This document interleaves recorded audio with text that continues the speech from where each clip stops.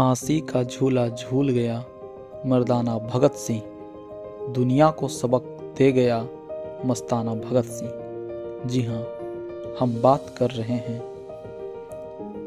27 सितंबर 1907 को किसान परिवार सरदार किशन सिंह एवं विद्यावती कौर के घर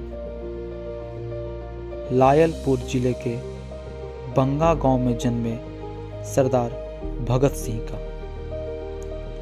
सरदार भगत सिंह का जन्म एक किसान परिवार में हुआ था।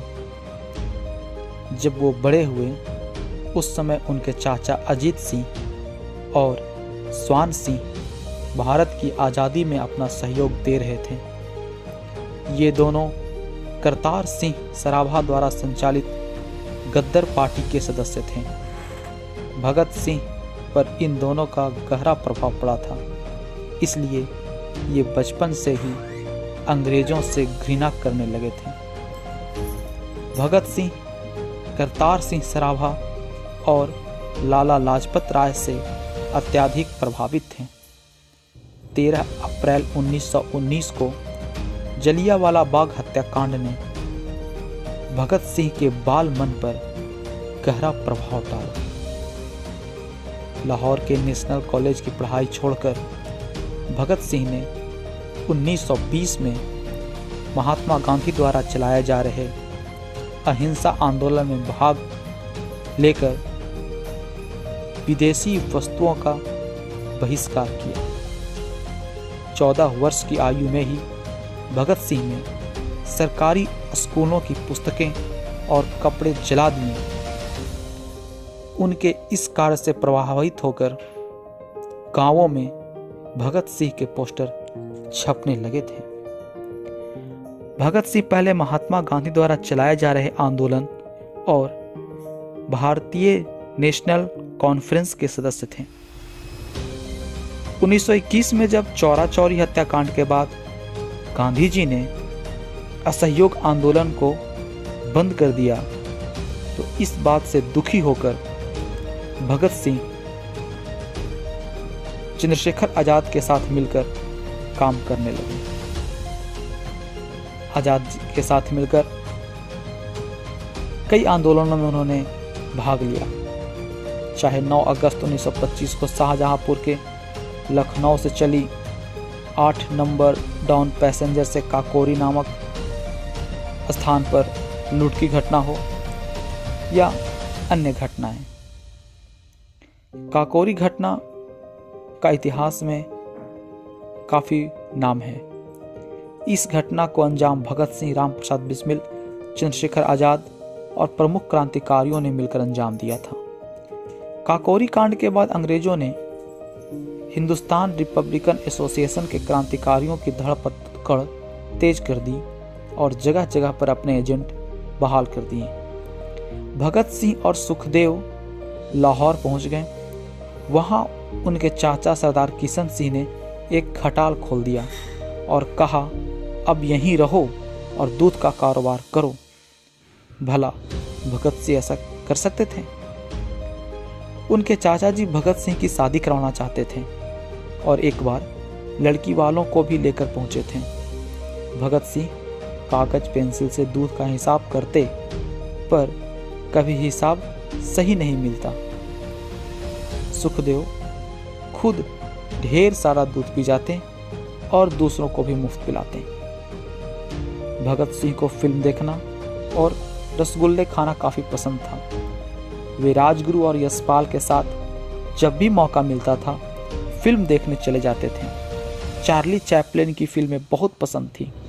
इस पर चंद्रशेखर आजाद बहुत गुस्सा होते थे। भगत सिंह ने राजगुरु के साथ मिलकर 17 दिसंबर 1928 को लाहौर में सहायक पुलिस अधीक्षक रहे अंग्रेज अफसर जेपी सैंडर्स को मारा था। इसमें चंद्रशेखर आजाद ने उनकी पूरी सहायता की थी। क्रांतिकारी साथी बटुकेश्वर दत्त के साथ मिलकर भगत सिंह ने अलीपुर रोड स्थित ब्रिटिश भारत की तत्कालीन सेंट्रल असेंबली के सभागार में 8 अप्रैल 1929 को अंग्रेज सरकार को जगाने के लिए बम फेंके और पर्चे फेंके थे।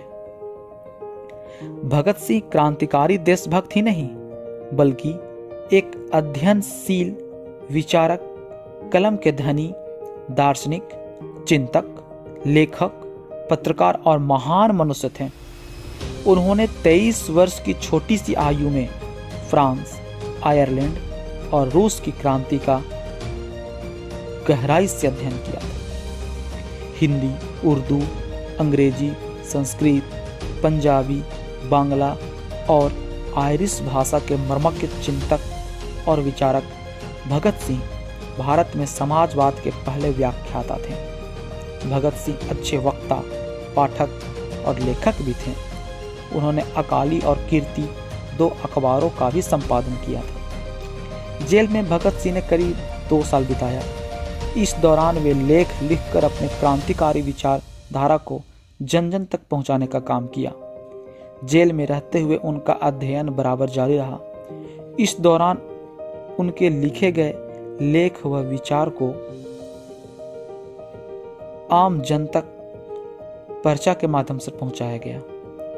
अपने लेखों में उन्होंने कई तरह की पूंजीपतियों को अपना शत्रु बताया।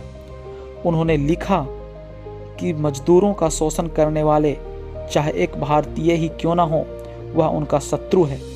उन्होंने जेल में अंग्रेजी में एक लेख भी लिखा जिसका शीर्षक था, मैं नास्तिक क्यों हूँ। जेल में भगत सिंह व उनके साथियों ने 64 दिनों तक भूख हड़ताल की। उनके साथी यतीन्द्र दास ने भूख हड़ताल में अपना प्राण त्याग दिए। इसी दौरान उन्हें फांसी की सजा सुनाई गई। पूरे देश में हाहाकार मच गया। एक नौजवान जिसने अपने जीवन को तपाया, खपाया और देश के आज़ादी के लिए समर्पित कर दिया, अपने सुख को त्याग कर राष्ट्र सुख को सर्वोपरि माना। फांसी की बातें सुनकर उनके परिवार में कोहराम मच गया। उनकी मां गुरुद्वारे में जाकर प्रार्थना करने लगी। वहां के गुरु ग्रंथ वाणी के प्रवक्ता ने प्रभु से बातें कही कि हे गुरु, इनकी मां चाहती है कि इनका लाल सुरक्षित रहे और इनका लाल चाहता है कि वो भारत माँ के बलि की बेदी पर अपना जीवन कुर्बान करें। आपको जो अच्छा लगे वो आप करवाइएगा। भगत सिंह उसी दौरान अपनी माँ से कहे थे कि माँ, मेरा सब लेने आप नहीं आना, छोटे भाई कुलवीर को भेज देना, क्योंकि यदि आप आएंगी तो रो पड़ेंगी और मैं नहीं चाहता कि लोग यह कहे कि भगत सिंह की मां रो रही है। ऐसे थे भगत सिंह।